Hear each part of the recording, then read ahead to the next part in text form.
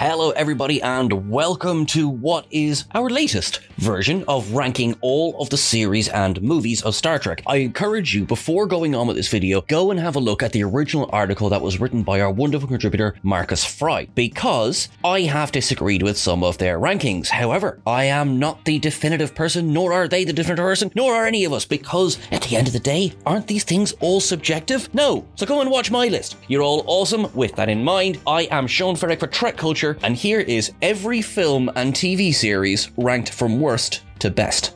Number 25, Star Trek V: The Final Frontier.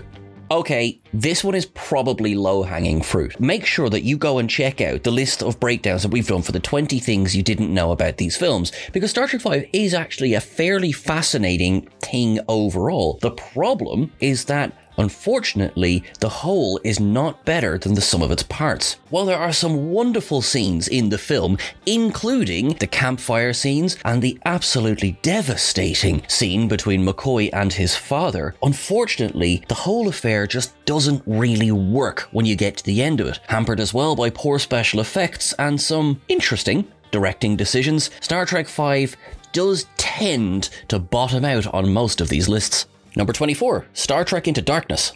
It's no secret that I am no fan of Star Trek Into Darkness. It's not exactly that it's a bad film, because that would be unfair to say. It is, however, a poor remake of Star Trek II: The Wrath of Khan. With that, it is just not really strong enough to stand on its own. It is certainly a well-made film, and it looks very, very good. The music is fantastic, and there are some absolutely brilliant performances in it. We're not saying it's awful, far from it. Benedict Cumberbatch is very fun as Khan, and all of the main cast who return are quite good as well. The thing is, we'd seen a lot of it before, and also, don't get me started on Spock screaming Khan. Unfortunately, this one was a swing and a miss. Enjoyable to watch, but probably fairly forgettable. Number 23, Star Trek Insurrection. The number one complaint that's leveled against Star Trek Insurrection is that it's like an extra long episode of The Next Generation, which is a bit of a weird criticism because we all like The Next Generation, right? This was the first film that was entirely done in CGI in the Star Trek franchise, and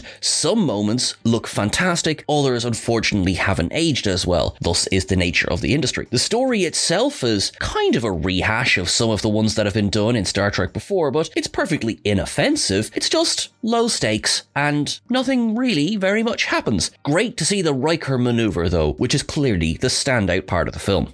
Number 22, the animated series. Now, I will defend the animated series to the ground. The reason it tends to score so lowly on these is because the style of animation mixed with the style of storytelling in the 70s has changed drastically as the years have gone by. While the original series itself obviously is older and yet scores higher than it, that is because there are some absolutely golden scenes that live action can offer that animation really doesn't. Now, there are some fantastic standout episodes in the animated series, not least of which being the final episode, the counterclock incident, but let us also not forget the slaver weapon, which gives me my beloved Kazinti. I apologize for nothing. I see Kazinti, I am happy. Number 21, Star Trek Nemesis. Nemesis is a bit of a funny beast because it's the final Next Generation film and yet doesn't feel like a final film in a series. It's technically very good looking. I mean, there are bits that really have aged well. Unfortunately, everything just feels a little tired and a little flat. The direction was obviously off kilter, as Stuart Baird really didn't understand Star Trek. That itself is not a massive crime, but he had access to Jonathan Frakes. He was right there. Just ask him. The death of Data has been addressed in Star Trek Picard, and it probably was the biggest, if not crime, then moment of the film, because Brent Spiner had wanted out since Insurrection. He felt he was aging out of the role, and although Data's death is quite heroic, it does seem to be a bit tacked on at the end. This is very much a Picard story, and Data becomes the tragic hero. Nemesis is not awful. It is, however, easily the weakest of the Next Generation films. Number 20, Short Treks. Now, the short treks are actually quite good. They score low because they're quite varied, and some aren't as strong as the others. Looking at you, Runaway, whereas some are fantastic. Looking at you, Q&A. If not for Calypso, it is possible the short treks might have scored a little bit lower, but With that 15-minute story, one of the purest and just most wholesome sci-fi stories in all of Trek exists and has yet to be touched in Star Trek Discovery. That, unfortunately, has also left Short Trek scoring a little bit lower because it seems as though they've been somewhat forgotten. Children of Mars also remains an impressive episode, almost entirely without dialogue, and yet one of the proper gut punch moments in Star Trek history. Number 19, the motion picture.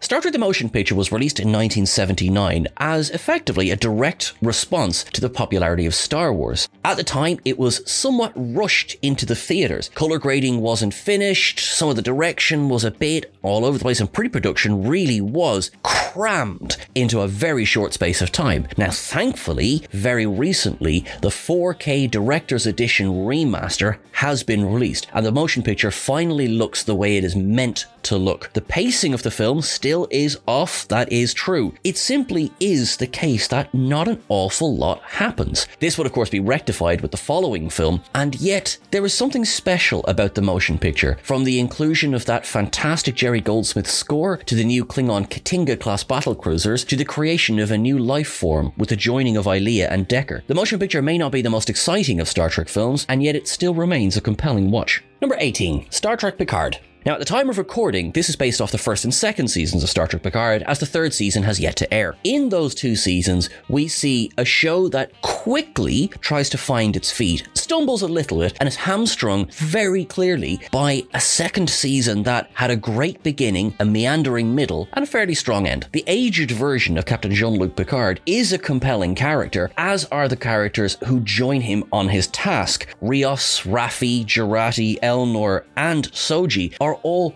really interesting characters, with the return of 7 of 9 being a proper punch-the-air moment for fans. The thing is, unfortunately, it was just a little all over the place. It didn't really know what it was, and it was certainly hurt by the fact that the first season began filming when there wasn't a proper script for the finale. The second season very much did bring things back, and the return of Q made a big change. We will have to see how this ranks once the third season airs in 2023. Number 17, Star Trek III: The Search for Spock. Let's just address the whole thing of the even films are good, the odd films are bad. Now, that has since been disproved many times, but I would argue The Search for Spock disproved that immediately, because though, sure, it's not quite as engaging as The Wrath of Khan, it is one of the best looking of the original series films. Think of the entire sequence in Space Dock, think of the Excelsior, think of the Grissom, think of the Bird of Prey, which was introduced in this film as well. This is a great movie. It's hurt by the fact it comes after The Wrath of Khan and before The Voyage Home, so it's got middle child syndrome as well. The Search for Spock is, however, responsible for bringing Mark Leonard's Sarek back into the Star Trek universe. Though it would of course break all of our hearts with the old girl's final scene, it remains one of the most heart-wrenching of all of the films. Number 16, the original series. You cannot really discuss the impact of Star Trek's legacy without going right back to the original source. Kirk, Spock, McCoy, Uhura, Sulu, Chekhov, and Scotty are all essential parts of not just Star Trek history, but of television and film history in general. Gene Roddenberry's Wagon Train to the Stars spanned 3 years from 1966 to 1969 and inspired all of the franchise that followed. It was theoretical, it was philosophical, it was also full of action and humor and heart. There is a reason it has endured as long as it has. Some of the tropes certainly have aged, but when one looks at them under the eye of, well, they were the first to do it, it becomes a lot more forgivable. Iconic characters were given to us in the form of the pointy-eared Vulcan, and let's not forget a black woman on the bridge. These were big statements in the 1960s, and they were not without controversy, but here we are almost 60 years later still discussing it. I'd say they succeeded. Number 15, Star Trek 2009. The J.J. Abrams reboot in 2009 was a tremendous success, financially as well as with audiences. Now, of course, there were those who said it strayed too far from Roddenberry's vision and it sort of embraced the action-adventure more so than the story. However, I would argue that it balances them fairly neatly. Oh, sure, there are bits that certainly were about, hey, look what we can do with cinema now, and that's fair enough. But they play on the tropes and the characters that we know so well. Karl Urban is perfectly cast as Bones, using that dry southern wit to really make sure Kirk is in his place a lot of the time. At least in this first film, they get the balance of emotion within Zachary Quinto's Spock fairly perfect. Now, while the redesign of the Enterprise continues to raise eyebrows, myself among them, it is still an honour to what came before, while also just being a bloody good romp. Number 14, Star Trek Generations. This remains my first Star Trek cinematic experience, so it's got a bit of a special place in my heart. Although it won't be as strong as First Contact, it is still a wonderful film in its own right, because the entire story is about passing the baton. We see the Enterprise D on the big screen, which is always a hoot. We get a delicious villain in the form of Malcolm McDowell's Dr. Tolian Soren, but we also get that stunning Enterprise B reveal as well. The entire scene around the Nexus is gripping and engaging, and it does give us a nice heroic exit for Kirk before we see him again, and he gets another, still heroic but slightly less cool, exit the next time. However, if for no other reason, Star Trek Generations is the film that contains the scene in the cabin between Patrick Stewart's Jean-Luc Picard and William Shatner's Captain Kirk. Wherever you come down on the argument of who's the better captain, it is absolutely inescapable that this scene, like so many others in Star Trek, completely encapsulates the passage of time, the fun of being part of a fandom, and that crossover you always wanted to see and had to wait a few years to get happen. It was perfect. Number 13, Star Trek Beyond. At time of recording, this remains the most recent film in the franchise, and quite frankly, it does a great job of wrapping up where the Kelvin Universe films had got to at that stage. The Enterprise is destroyed, Kirk elects to remain as a captain rather than accept a promotion to Rear Admiral, and the beautiful Starbase Yorktown is fully on show for all to see. This is another example of how CGI, when done right, can really make a film look stunning. The death of the Enterprise itself is affecting. Cut its throat, Krall says. God's sake. But it's around the other characters that we really rally. We get to see them split off into their various groups. Bones and Spock are frankly hilarious in this, as well as the introduction of the new character Jayla and this great villain in the form of Idris Elba's Krall. The one problem being we don't get nearly enough of him. We may never get Star Trek 4, but if we don't, those closing moments where the crew of the Enterprise watch the time lapse of the Enterprise A being built, that's as good a way to go out as any, really. Number 12, Star Trek Discovery. I give massive respect to Star Trek Discovery because in a climate where there wasn't really much going on in Star Trek other than the aforementioned Star Trek Beyond, Discovery came in, changed the entire game, changed up the look of Star Trek, and had to exist on its own for a little while. And it was lambasted from the moment it premiered. I will not lie, I struggled a little bit with the early episodes of Discovery because it was so different. Once it settled into itself for a much stronger second season, I really started to enjoy it. It's told as timely stories as Star Trek always does, and yet the main criticism that it seems to receive is the inclusion of diverse characters, which is baffling to those of us who have been watching Star Trek our whole lives. Isn't diversity kind of the point? Infinite diversity in infinite combinations. The cinematic storytelling, the pace, and indeed the score, big up to Jeff Russo, have made Star Trek Discovery very much stand out from the rest of Star Trek, not in a bad way, but certainly you know straight away when you're watching Discovery. The end of the second season, which saw the Discovery fly into the future, introduced a new form of storytelling, which overall was an improvement again. The third season was a step up on the second, and the fourth season, while mixed, was in general containing some fairly fantastic episodes, not least First Contact between the Starfleet and the species 10C. Now, while Discovery might not be everyone's cup of tea, it is still as Star Trek gets, just with a bit of a budget. Number 11, Star Trek First Contact.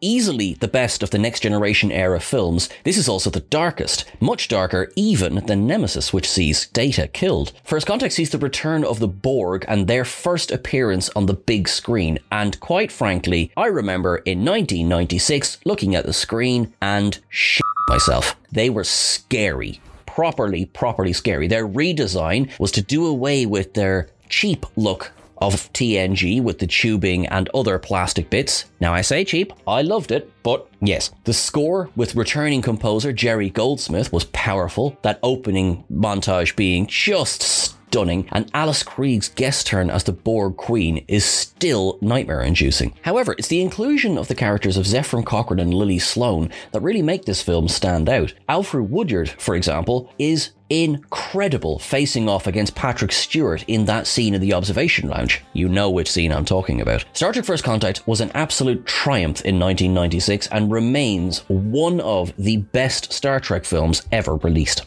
Number 10, Star Trek Prodigy.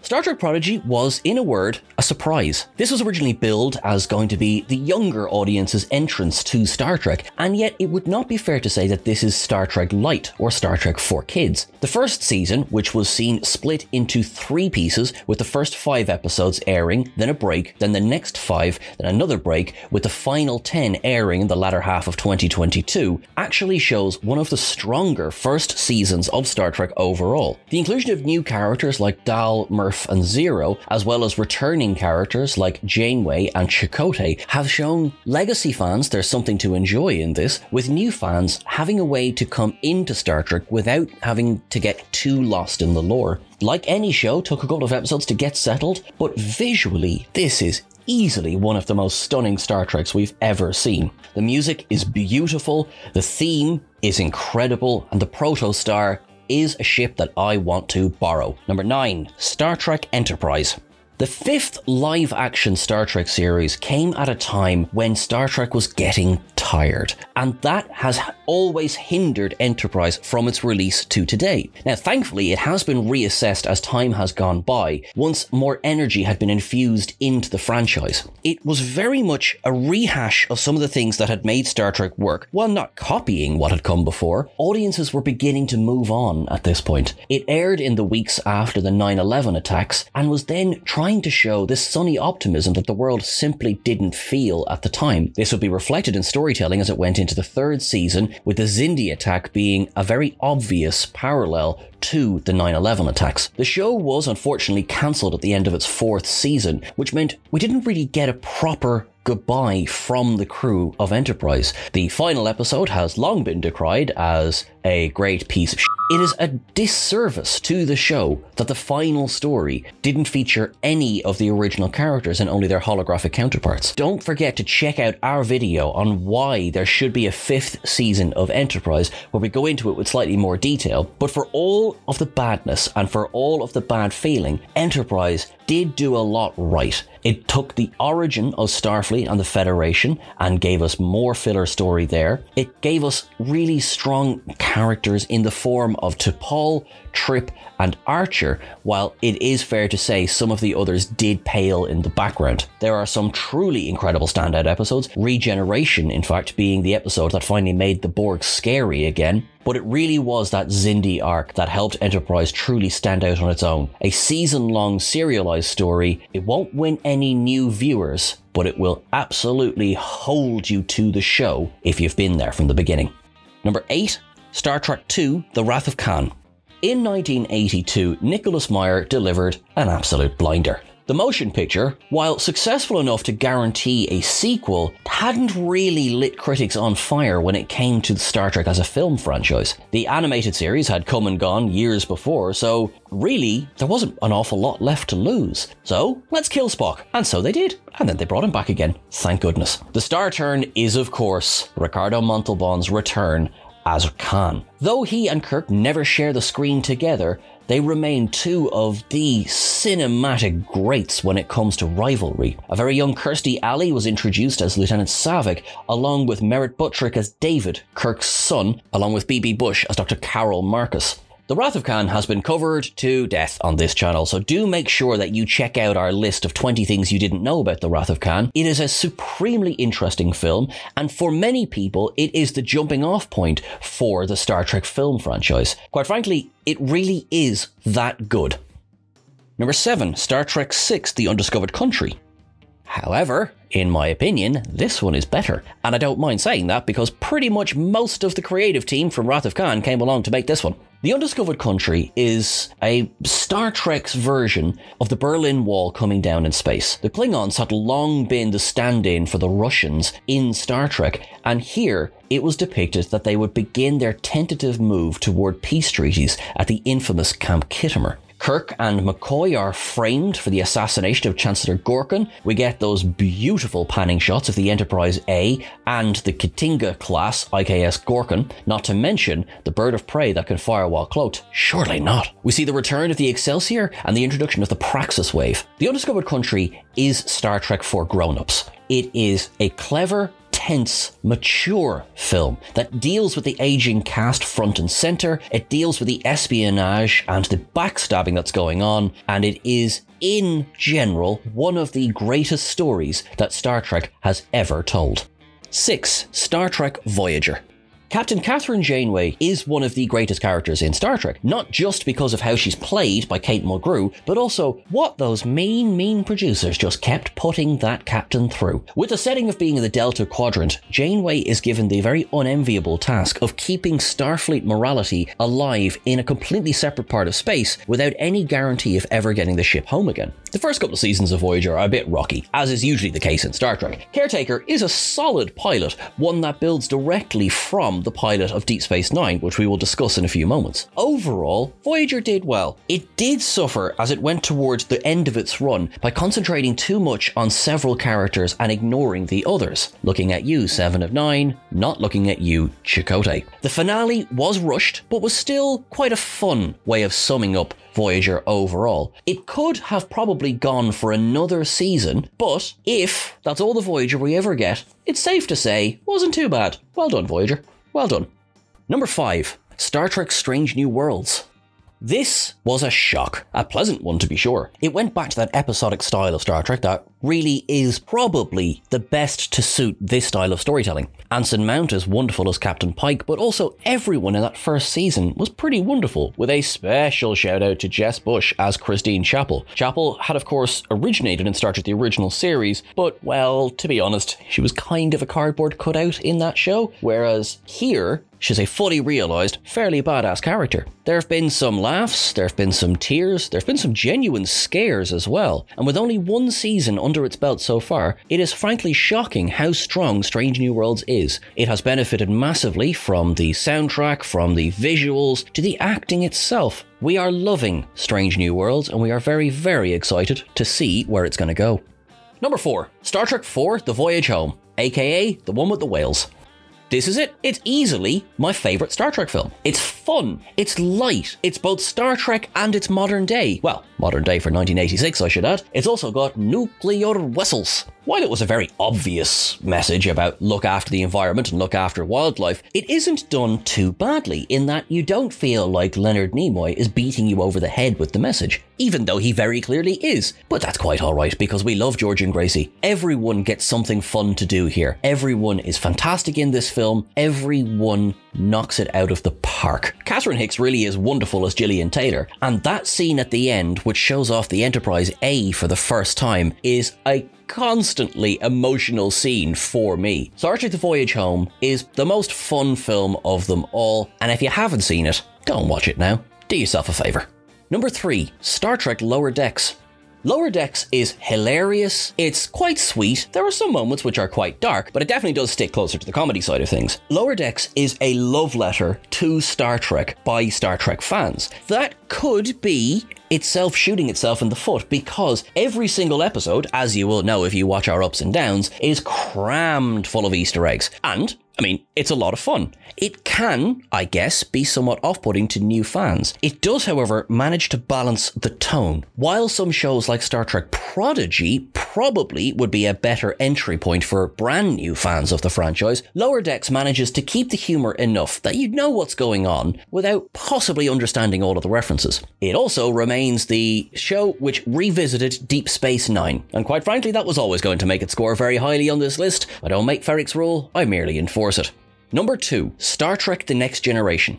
it was always going to be between this one and the next one for the top spot on this list. And for good reason. Star Trek The Next Generation came along in 1987, and it was based off the success of the movie franchise. Some viewers were quite surprised when they realized that, no, this wasn't Kirk, and it wasn't Spock, and it wasn't McCoy. Where the hell were the people we knew and loved? This will be shocking for you to know. Some people had opinions about this, and they put them out for people to see. Sound familiar? It's safe to say that Next Generation proved the naysayers wrong. Now, while the first season has been, and will be again, often held up as the worst first season in all of Star Trek, look at what it got to and look at the legacy that it left behind. It is easily one of the greatest sci-fi series ever made, with some of the most engaging characters ever written as well. It's got some of the most immediately recognizable faces too, with Data being up there as one of the most well-known characters in television. But the ship, the Enterprise D, designed by Andrew Probert, was beautiful, and so many stories have gone down in film and television history, not least The Inner Light, but of course, The Best of Both Worlds.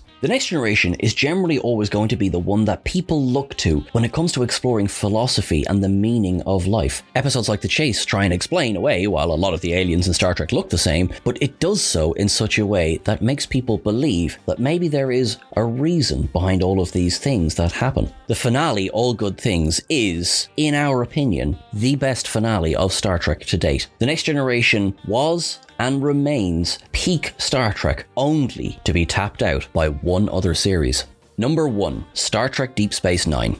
Deep Space Nine premiered with Emissary in 1992. This was a slower and more philosophical entry into a Star Trek story, and yet it was immediately an example of the darkness that would come with Deep Space Nine. People these days look at Discovery and they look at some of the other shows and go, oh, how has Star Trek gone so dark? What's going on here? And yet, look at DS9 and look what it managed to get away with. In its very first season, they had the brutal murder of an innocent Cardassian simply because he was Cardassian, along with attempted assassinations of political figures. And that was just in their first year. As it went on, you would see the rise of the Dominion, the rise of the Klingon War against the Federation, and so many other infighting that had always been missing from Roddenberry's universe. It also dialed up the action. The Way of the Warrior remains one of the most heart-pounding episodes of them all, and yet the heart and emotion that went into Deep Space Nine as well was able to be properly explored because, as they were not zooming off to new adventures every single week, the characters could deal with the consequences of their actions, something that was really apparent when it started to get more and more serialized.